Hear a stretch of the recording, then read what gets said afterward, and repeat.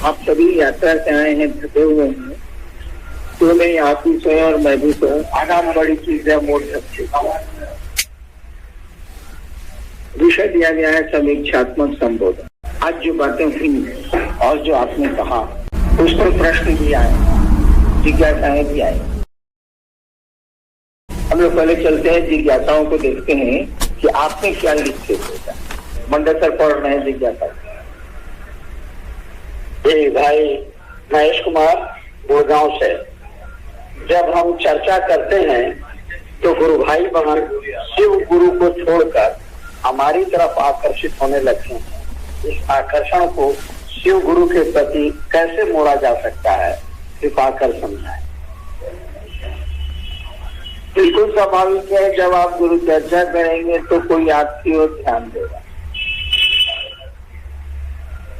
बिल्कुल स्वाभाविक है, ध्यान नहीं देगा तो आपकी बात सुनेगा ही नहीं, और सुनेगा भी तो समझेगा नहीं। तो लोग तो आप प्रथमतः पहली बार तो आप ही चर्चा करने वाले की ओर ही आकर्षित करते हैं।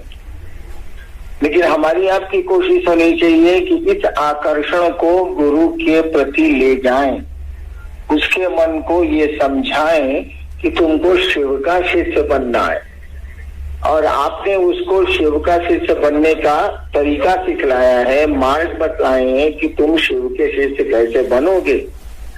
और जब आप उसको प्रेरित करेंगे कि दूसरों से वो शिव गुरु की चर्चाएं करे, तो आपके प्रति तो आकर्षण रहेगा। लेकिन धीरे धीरे ये आकर्षण अपने गुरु शिव के प्रति उसका बदलता चला जाएगा, और वो शनै शनै शिव गुरु की ओर बढ़ेगा। ये कोशिश हमेशा होनी चाहिए कि शिव से शिव की ओर बढ़े। आप उनकी चढ़ाई को रोक नहीं दीजिए, उनकी यात्रा को आप अवरुद्ध नहीं कर दें, ये आपका प्रयास होना चाहिए। जैसे मैं लोगों को कहता हूँ कि आप जिलों में, क्षेत्रों में जो काम करते हैं, उन लोगों को आगे बढ़ने दीजिए और खुद पीछे होइए। पीछे से उनको जरूरत हो तो रास्ता बताइए या उनको समझाइए। आगे चलिएगा तो बढ़ेगा कैसे? और कोई जरूरी नहीं है कि आप चल रहे हैं तो आपसे आगे कोई जाएगा ही नहीं। ऐसा तो नहीं है। ऐसा तो नहीं है कि हरिनारायण ने शिव की बात की, अब हरिनारायण से ऊपर शिव की ओर कोई जाएगा ही नहीं, क्योंकि दूरी तो बड़ी लंबी है। कहाँ वो शिव, कहाँ हम और आप। हो सकता है किसी पर दया हो और हमसे आगे बहुत दूर निकल जाए वो, लेकिन जब आप उसका मार्ग रोक लेंगे, जब आप कहेंगे कि हमसे पूछ के तुम चर्चा क्यों नहीं करते हो, तुम ऐसा क्यों करते हो, हमको तुमने बताया नहीं, इसका माने उसका रास्ता रोक रहे हैं। ये अपराध होगा अपने गुरु शिव के प्रति हमारा आपका। ऐसा हमको आपको नहीं करना चाहिए। उसको पढ़ने देना चाहिए, आगे जाने देना चाहिए, और कोशिश करनी चाहिए कि शिव की ओर चले। अरे हमारा क्या है, हम तो आए हैं महादेव की बात करने, चले जाएंगे। ये लोग शिव की ओर बढ़े, आगे चले, ताकि मेरा शिव घर घर का शिव हो जाए, लोगों के दिलों का शिव हो जाए। ऐसा हमारा आपका प्रयास होना चाहिए। ऐसा नहीं कि वो आपके अधीन रहे, आपके बस में रहे वो आदमी, तब तो आप जहां है वहां वो रुक जाएगा, आगे जाएगा ही नहीं। इसलिए हमारे आपकी कोशिश होनी चाहिए कि लोग शिव की ओर बढ़े, अपने गुरु की ओर बढ़े, और हम आप उसका रास्ता नहीं रोके, हटे वहां से। इसलिए मैं लोगों को दिखाता भी हूँ कि बनेगा बॉस, इवन तरीका।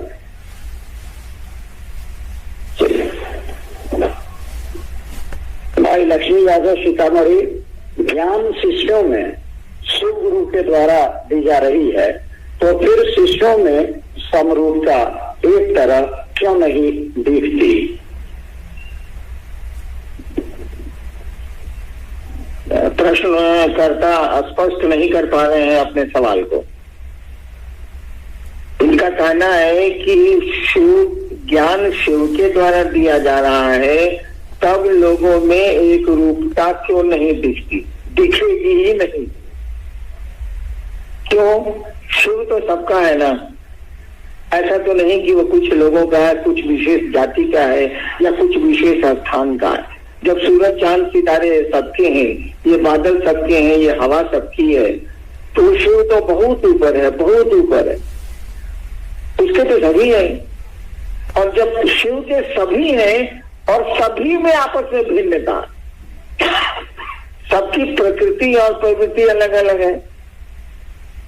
कोई आदमी एक जैसा नहीं मिलेगा आपको, किसी के अंगूठे का निशान एक नहीं मिलता है, किसी के आंख की पुतली एक जैसी नहीं होती है, किसी का मिजाज एक जैसा नहीं होता, सबका अलग अलग डिजाइन है, अलग अलग प्रकृति है, स्वभाव है और अलग अलग प्रवृत्ति है, उनकी चाहत अलग अलग है। तो शिव तो सबके लिए देंगे ना, इसीलिए उनके द्वारा ज्ञान में एक रूपता हो ही नहीं सकती, एक रूप होगा ही नहीं वो, क्योंकि सबको तो ज्ञान का लेवल अलग अलग सबका ना है, उसी पर उसको ज्ञान उतारना है, एक रूपता कैसे होगी। लेकिन शिव गुरु से जुड़ना है तब एक रूपता होगी। शिव जब गुरु बनेंगे किसी के तब एक रूपता नहीं होगी, उनका ज्ञान भिन्न भिन्न तरीके से जाएगा, ताकि सबके वो गुरु हैं, वो 5 आदमी के नहीं है कि तो डिजाइन में बता दिया हो गया, नहीं चलेगा। लेकिन शिव गुरु से जुड़ने की प्रक्रिया एक ही होगी, उसमें समरूपता होगी, उसमें एक रूपता होगी। वही आपके 3 सूत्र हैं जो आपको शिव गुरु से जोड़ते हैं। जैसे जैसे आप शिव गुरु से जुड़ने लगेंगे तब ज्ञान किस किस तरह से आप पे उतरेगा, ये तो शिव शिष्यों का विषय नहीं, ये हमारा आपका तो विषय नहीं। हमारा आपका तो विषय है कि हम लोग शिव गुरु से जुड़ने की बात कर रहे हैं। आप शिव को अपना गुरु बनाए, शिव के शिष्य बने, शिव गुरु से आप अपना जुड़ाव करें। अब गुरु आपको किस तरीके से ज्ञान देके वो शिव बनाएंगे, गुरु का काम ही है वो शिष्य को शिव बनाते हैं, किस तरीके से बनाएंगे ये गुरु का विषय है। वहां एक रूपता नहीं मिलेगी, वहां भिन्नता मिलेगी क्योंकि भिन्न भिन्न तरह के लोग हैं। लेकिन शिव गुरु से जुड़ने में एक रूपता मिलेगी, गुरु के पास जाने का रास्ता एक होगा, लेकिन गुरु जो ज्ञान नहीं है वो एक ही ज्ञान होगा, ऐसा नहीं हो सकता। इसीलिए कि सारा जगत उनका है, वो विश्व गुरु है। जगत में भिन्न भिन्न तरह के प्राणी है, एक मछली खाता है, एक नहीं खाता है, एक लहसुन खाता है, एक नहीं खाता है, तो उसकी प्रवृत्ति प्रकृति अलग अलग है, तो ज्ञान का तल भी अलग अलग होगा। लेकिन एक दिन जब वो शिव होगा तब उसकी एक रूपता आ जाएगी, तब वहां भिन्नता नहीं रहेगी, लेकिन पूरे रास्ते में तो भिन्नता रहेगी। जी, भाई राजकुमार कोलकाता से और मदन सिंह बक्सर, इन दोनों भाइयों की जिज्ञासा है कि 3 गुणों के बारे में तो हम सुने हैं साहब से कि सत रज तम है, परंतु ये सत रज तम है क्या? साहब कृपया इस पर प्रकाश डालेंगे और सरल शब्दों में अगर हो तो समझाने की कृपा करेंगे। गुण का मानी होता है संस्कृत में बंधन, गुण शब्द का अर्थ होता है बंधन। बर्फ का गुण है कि वो ठंडा होता है, ये बंधन है उसका। अगर ठंडा नहीं है तो आप कहेंगे तो ये बर्फ नहीं है, ठंडा का। गुण का संस्कृत अर्थ होता है बंधन। कहा जाता है कि परमात्मा 5 तत्वों चितजय पावन दिन हुआ 5 तत्वों और 3 गुणों से पूरी सृष्टि को बनाता है, रखता है और तोड़ता है। 9 अंक की जो बात हो रही, तो 5 तत्व हो गए। इस 5 तत्वों के भिन्न भिन्न अनुपात को बांधने के लिए जिस रस्सी का प्रयोग होता है उसको कहते हैं 3 गुण, सत रज तम। सत का मानी हुआ कि परमात्मा जो इस सृष्टि को बना रहा है वो खुद ही बन रहा है, उसका मेंटल प्रोजेक्शन है, वो सोच रहा है, उसकी परिकल्पना है, वो सोच रहा है कि इसमें बहुत हो जाऊं, तो वो ही खुद बना है, तो फिर वो वापस भी करेगा कि नहीं करेगा। शिव जीव बन रहा है तो फिर जीव शिव बनेगा कि नहीं बनेगा, वो उसी का मैनिफेस्टेशन है ना, उसी का, हिंदी में बोले तो उसी का विग्रह है ना, उसी का फैलाव है ना। कोई वो भी सोचता है कि सृष्टि को मैंने बनाया है, मेरी रचना है, मैं हूं उसमें। कहा जाता है शिव कण कण में, ईश्वर कण कण में, मैं हूं उसमें, तो इसको तो वापस नहीं लाना। जीव तो शिव भी बनना है। इसको बोलते हैं सतोगुणी शक्ति। वह शक्ति, वह गुण, वह बंधन जो जीव को फिर शिव बनाएगा, वह बंधन जो शिव से जीव में आया है और इस कारण से आया है कि वो फिर बंधन आपको बांध के ले जाएगा शिव के पास। शिव के पास जाने के लिए भी आपको बांधने की जरूरत है। लोग कहते हैं ना कि जीवन मुक्त होगा, तो जीवन मुक्त करने के लिए भी बंधन की जरूरत है। उसके बिना जीवन मुक्त नहीं होंगे आप। क्यों? उस शिव ने सृष्टि की इच्छा की, जगत बना, जीव बना, जीव में जगत का आकर्षण आया। मनुष्य जो है जगत के आकर्षण में रहता है, ये उसका स्वभाव है, उसका गुण है। तो जिसका गुण ही है जगत के आकर्षण में रहने का, वह शिव की ओर चलेगा कैसे? वह जब गुरु के सानिध्य में जाएगा, उसका कोई सही गुरु होगा, तब फिर गुरु उसको बांधते हैं कि तू अब उस बंधन को छोड़, इस बंधन में चल। इसी को बोलते हैं सतोगुणी शक्ति। वह उसका गुण, वह परमात्मा का गुण जो जीव में आता है और परमात्मा के तत्वों को ज्यादा धारित करता है। वो दूसरा गुण है रजोगुणी शक्ति, जिससे सृष्टि बनती है। रजोगुण क्रोध को बोलते हैं, गुस्से को बोलते हैं, या कुछ किसी चीज के निर्माण को बोलते हैं। तो निर्माण होना ही होना है। और तमोगुणी शक्ति उसको कहते हैं कि तमोगुण नहीं होगा तो सभी तो सतोगुण में चले जाएंगे। तमोगुण नहीं होगा तो फिर जगत का आकर्षण होगा कैसे? तब तो जीव बनेगा ही नहीं, वो तो शिव के पास ही रहेगा। तमोगुणी शक्ति आपको अंधेरे में डालती है, सही स्थिति का भान नहीं होने देती है। जानते हुए भी कि हम नहीं रहेंगे दुनिया में, आपको ये नहीं पता चलता है कि आप नहीं रहेंगे। आपका व्यवहार बताता है, आपका आचरण बताता है कि आप नहीं रहेंगे। ये तमोगुणी शक्ति है जो आपको अंधेरे में देखने नहीं देती, सही स्थिति का आपको पता नहीं चलता है, आप सही स्थिति समझ ही नहीं पाते हैं। जिस तरह से अंधेरे में आप सही स्थिति का अंदाजा नहीं कर सकते, टटोलते हैं, ग्रोपिंग इन द डार्कनेस, आप टटोलते हैं, वैसे ही जगत में हम लोग टटोलते हैं, सही स्थिति का हमको आपको भान नहीं होता। ये परमात्मा का गुण है जिससे सृष्टि बनी है। आदमी भूल गया है कि उसको यहाँ से जाना है, जानता है वो। श्मशान अपनों की लाश जलाने जाता है तो वो 10 मिनट, 15 मिनट, 1 घंटा तक सोचता है ये सबके हौसरबता हो, यही सबका हाल होना है, मेरा भी तो होना है। फलना चला गया, हम भी तो अब चले ही जाएंगे, या कि कौन कब जाएगा किसको पता। और लाश जला के जैसे निकला, मैंने देखा है पटना पास घाट में, जैसे निकला, रे जिलेबी गरम छनी है रे। देखिए वो जो वैराग्य पैदा हुआ था श्मशान में, साला सबको एक दिन चला जाना है, हमको भी तो जाना ही है, ये आदमी भी चला गया। थोड़ी ही देर के बाद खत्म हो जाता है और फिर जिलेबी पर गरम चाहिए जिलेबी, उसको इस पर मन चला आता है, दुनिया में घुस जाता है। यही है अंधेरा, सही दिखता ही नहीं है हमको। इसी को बोलते हैं तमोगुणी शक्ति। ईश्वर की तीनों शक्तियां जो हैं, तीनों गुण जो हैं, जो पूरी सृष्टि को अपने में बांधे हुए हैं, वो एक उनका अपना गुण है। सतोगुणी गुण तो सभी उनके हैं। सतोगुणी शक्ति जो जीव को पुनः शिव में वापस करती है, ये रजोगुणी शक्ति जो सृष्टि का फैलाव करती है, और तमोगुणी शक्ति जो है वो आपको जीव को सही स्थिति सोचने नहीं देती, अंधेरे में पड़े रहने देती है। वही जब शिव गुरु होता है, वही ईश्वर जब गुरु होता है, तब तमोगुणों को, अंधकार को अपने त्रिशूल से विदीर्ण करता है, और तब धीरे धीरे आप रजोगुणी शक्ति को भी पार करते हैं। सतोगुणी शक्ति के सहारे फिर शिव की ओर, फिर परमात्मा की ओर आप चलते हैं। एक जिज्ञासा है, ये 20 रहस्य को समझाने की कृपा की जाए। तो जिसने पढ़ा अंकों का खेल, उससे न पूछना चाहिए खेत खाए गधा, मार खाए जोलहा। अच्छा हाल है भाई। 20 रहस्य आपको अंकों के विज्ञान में सुनने को मिला होगा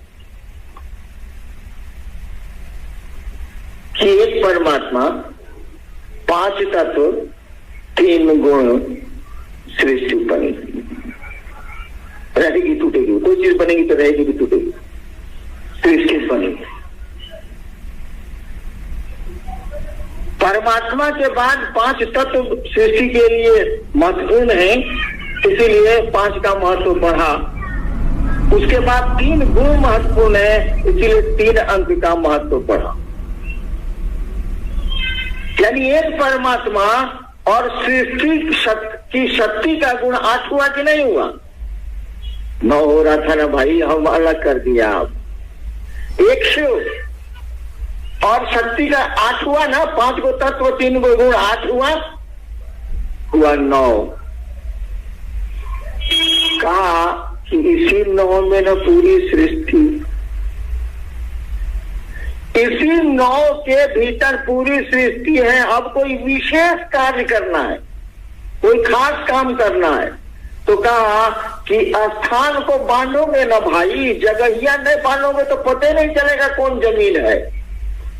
तो चौहद्दी बताइएगा ना भाई साहब, जमीन का झगड़ा है तो कोर्ट में चौहद्दी बताइएगा ना कि उत्तर में ही, पूरब में ही, पश्चिम में ही, दक्षिण में हूँ, हम लोग कोर्ट में कर बता कैसे?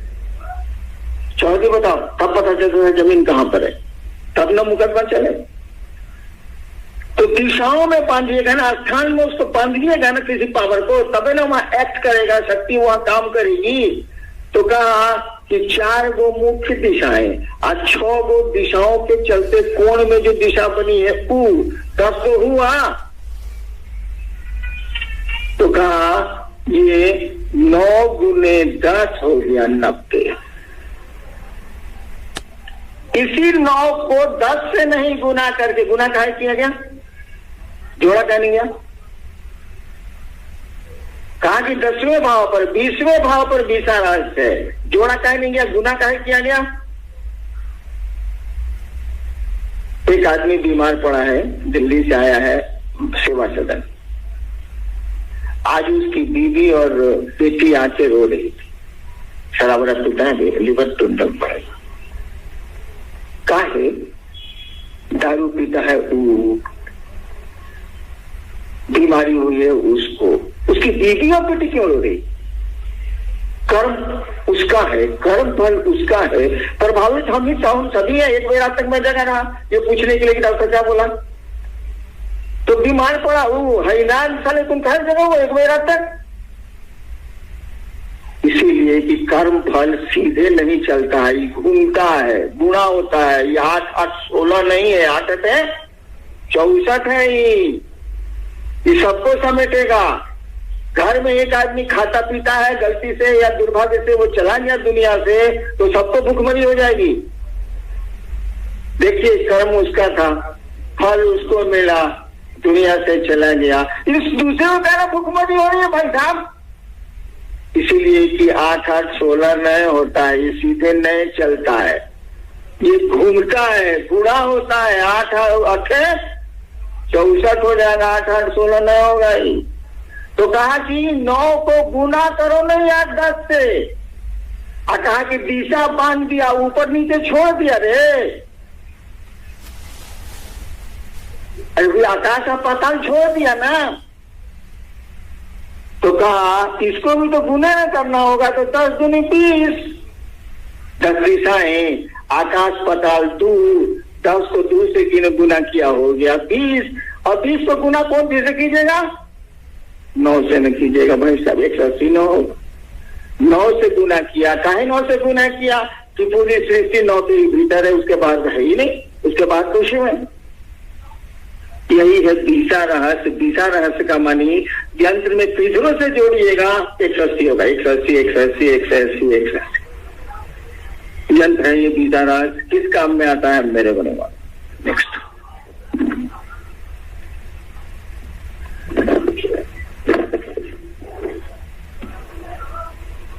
महेश्वर शिव को भी अपने शिष्य के अविकसित ज्ञान के स्तर पर आकर उसे पूर्ण ज्ञान की स्थिति में ले जाना होता है।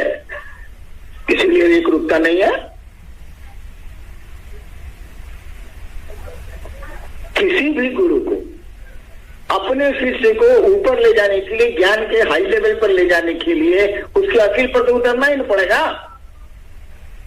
आप बहुत बड़े विद्वान हैं, बहुत बड़े विद्वान हैं, मान लीजिए हिसाब के, अपने 8 साल के बच्चे को आप पढ़ा रहे हैं, अब उसको पढ़ाइए अप्लाइड मैथमेटिक्स जो आईएएस में आता है, क्या बुझेगा?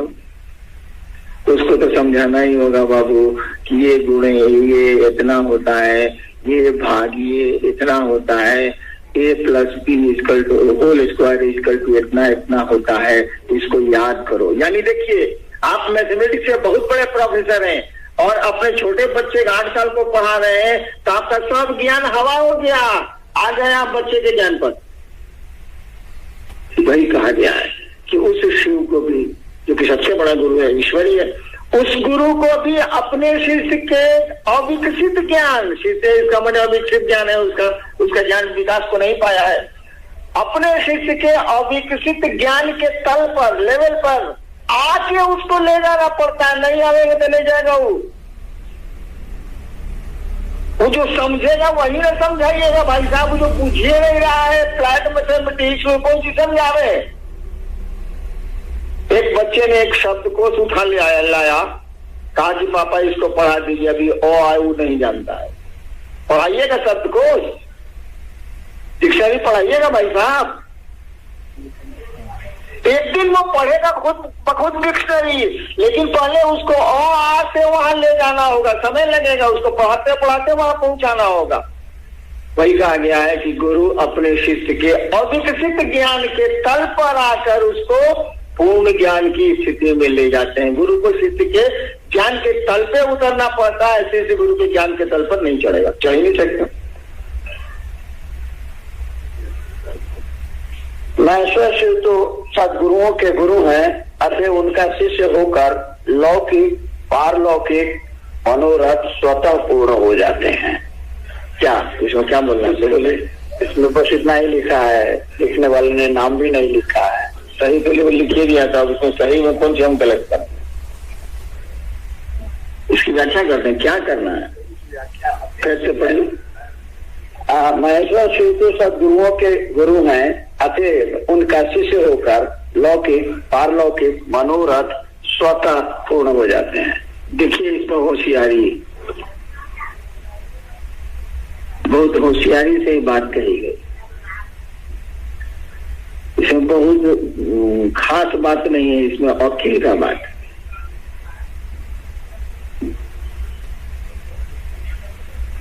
मैं धरती पर जिस जाति से आता हूं, माफ करिएगा, उस जाति के बारे में कहा जाता है कि साले सबको बड़ी अकील होता, तो लैनवा में अकील भरा हुआ। महेश्वर शिव सदगुरुओं के गुरु है, बिल्कुल सही है, तो सबके गुरु है। सदगुरु हो चाहे उसके ऊपर भी कुछ होते होंगे तो उसके भी गुरु हैं, ईश्वरी। जब वो गुरु होते हैं तो लौकिक पारलौकिक मनोरथ सब स्वतः पूर्ण हो जाते हैं, कुछ करने की जरूरत नहीं है।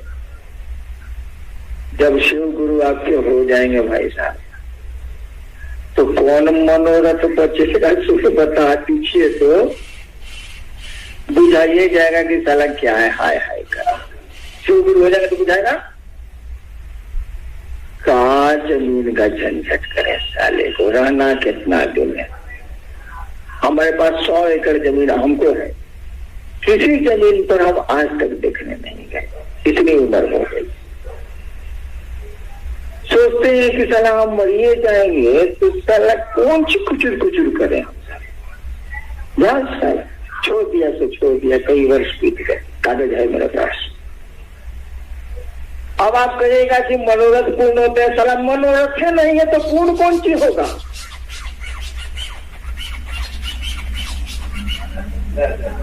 जब शिव आपके गुरु होंगे तो उनको वो आपको अच्छे लगेंगे। जब वो अच्छे लगने लगेंगे तो जीवन मुक्त होना, मोक्ष होना और आध्यात्म के उच्च शिखर पर चला जाना आपको लगेगा सभी बोगस बाजी है।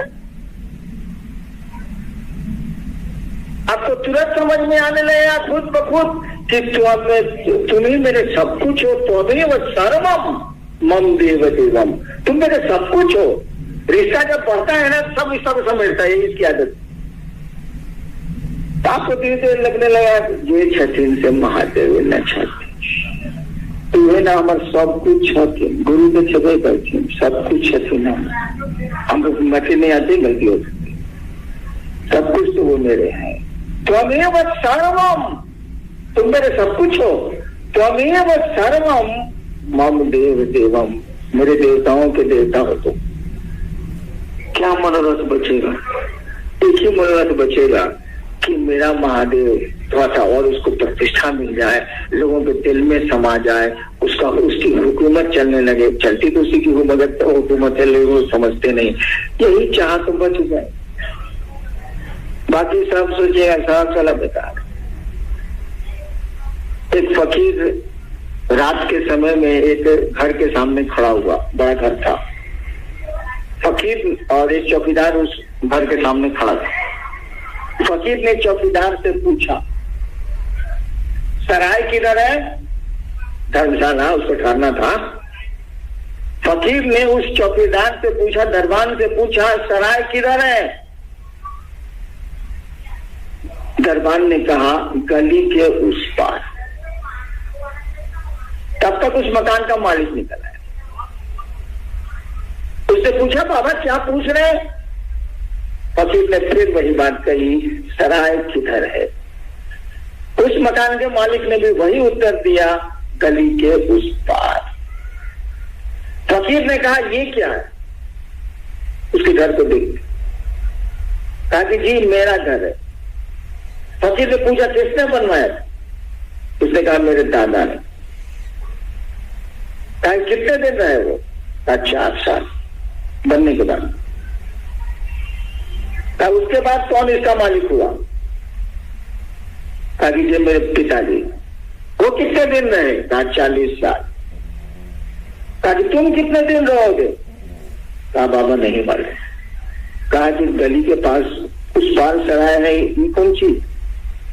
ये तो सराय है, कोई चल रहा है, ये ठिका ही नहीं, रोज लोग आ रहे हैं जा रहे हैं, कोई 4 साल कोई 40 साल, तुम्हारा भी ठिकाना नहीं, तो सराय ही नहीं है, तो उधर कौन सी कोई बताता हूँ। तो जब शिव गुरु होंगे तो ये बात आपको समझ में आने लगी, स्वतः समझ में आने लगी, खुद ब खुद समझ में आने लगी।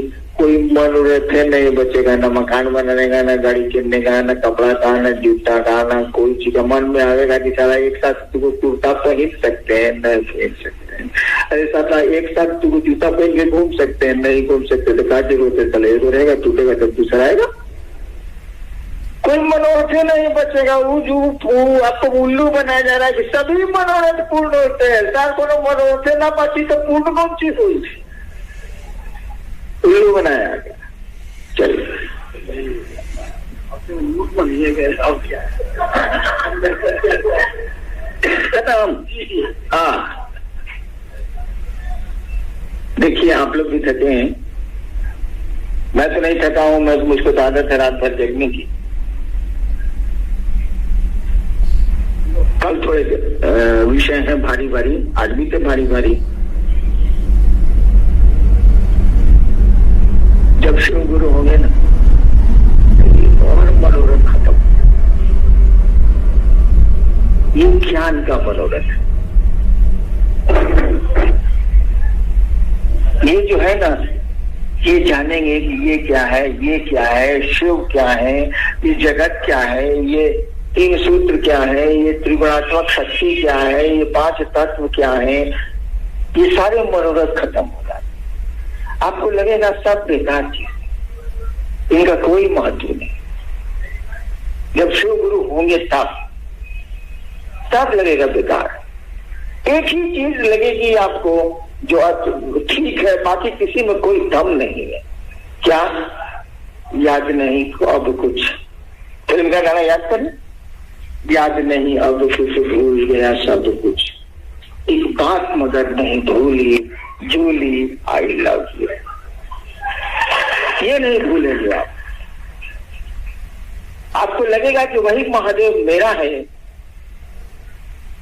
अरुण यादव ने ठीक कहा, तू चीज बड़ी है, मस्त मस्त। आपको लगेगा कि वही एक चीज है, बाकी ये ज्ञान, ये मुक्ति, ये मोक्ष, ये सारी चीजें कोई अर्थ नहीं रखती हैं। सच मानिए मुझको तो बिल्कुल बेकार है, इनका कोई उपयोग आपकी जिंदगी में नहीं। लेकिन क्या करिएगा, हम आप तो लाचार हैं। लाख ज्ञान हो जाए, लाख समझ आ जाए, लाख इन चीजों से दूर हटने का मन करे, लेकिन गुरु का आदेश तो सर्वोपरि होता है, वो तो सबसे महत्वपूर्ण होता है। और शिष्य वही है जो गुरु का आदेश माने। शिष्य शब्द बना ही है संस्कृत में शस धातु से। शस धातु से बना है शासन, प्रशासन, अनुशासन, और उसी से बना है शिष्य। शिष्य शब्द का शब्द अंग्रेजी बहुत बड़ी अच्छी है।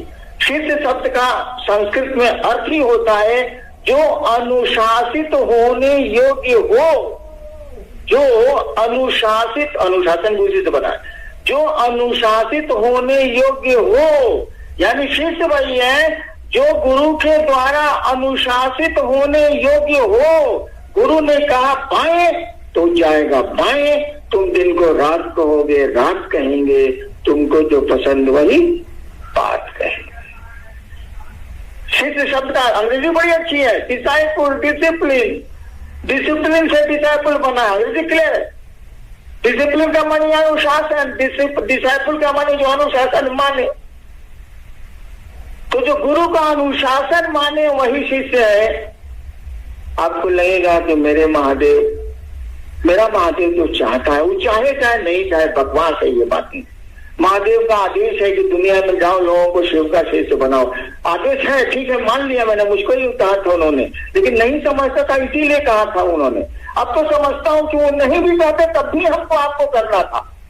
मेरा गुरु है, नाम है उसका जगत गुरु, विश्व गुरु, महागुरु, और साला ये वो चेला नहीं है। हमको आपको तो खराब लगता है, उसको भले नहीं लगे।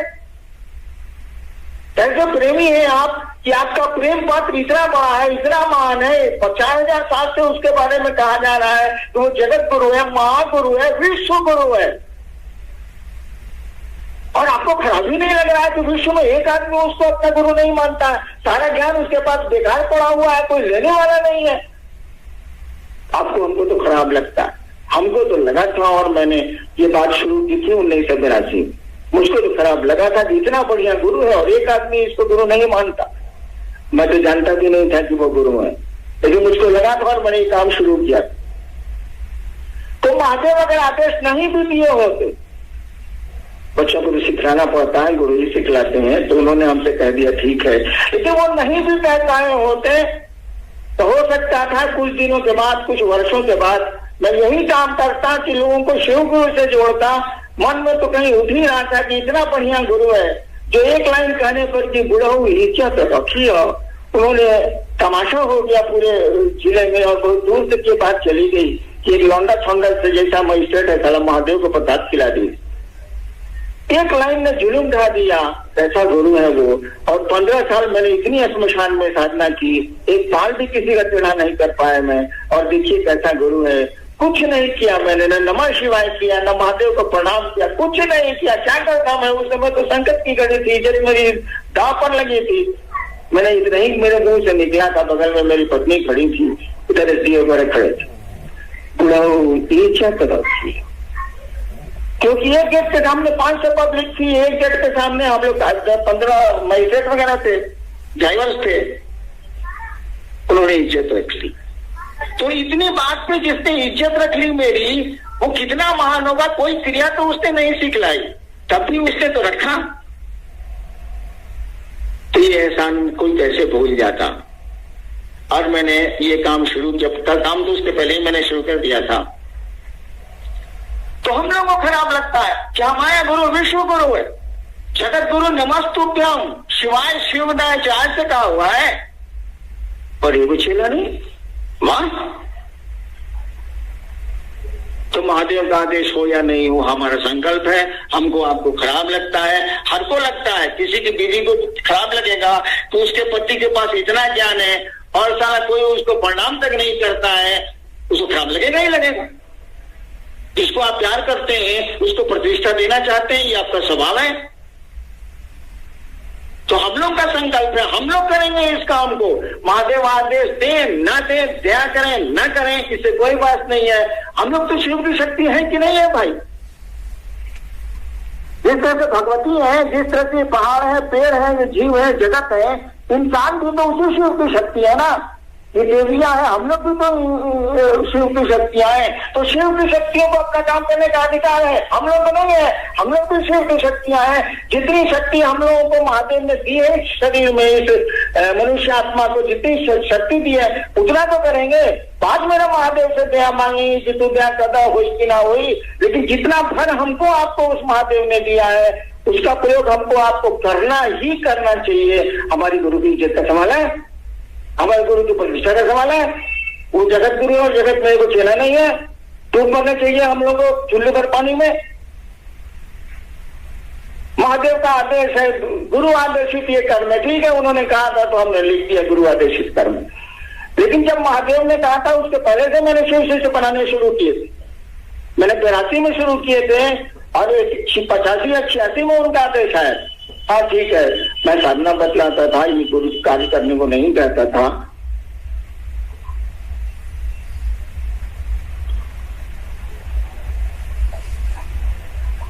एक काम तो मैंने 82 में शुरू कर दिया, किसी ने हमको नहीं कहा था, न महादेव ने कहा न किसी ने कहा, किसी ने हमको नहीं कहा। मेरे मन ने कहा कितना बढ़िया गुरु, और उसको गुरु कहने बनाता है भाई। और जब कहना शुरू किया तब लोगों ने बताया कि किताब में लिखा हुआ है कि गुरु है, हम तो जानते हुए नहीं। ये हमारा आपका संकल्प होना चाहिए। महादेव का आदेश है कि नहीं है, इससे कोई बहुत बात नहीं है। और महादेव ने दया नहीं की है, आखिर हम आप हैं कैसे? अपनी शक्ति से तो इतना काम हम लोग कर लेते हैं, मामूली काम करते हैं।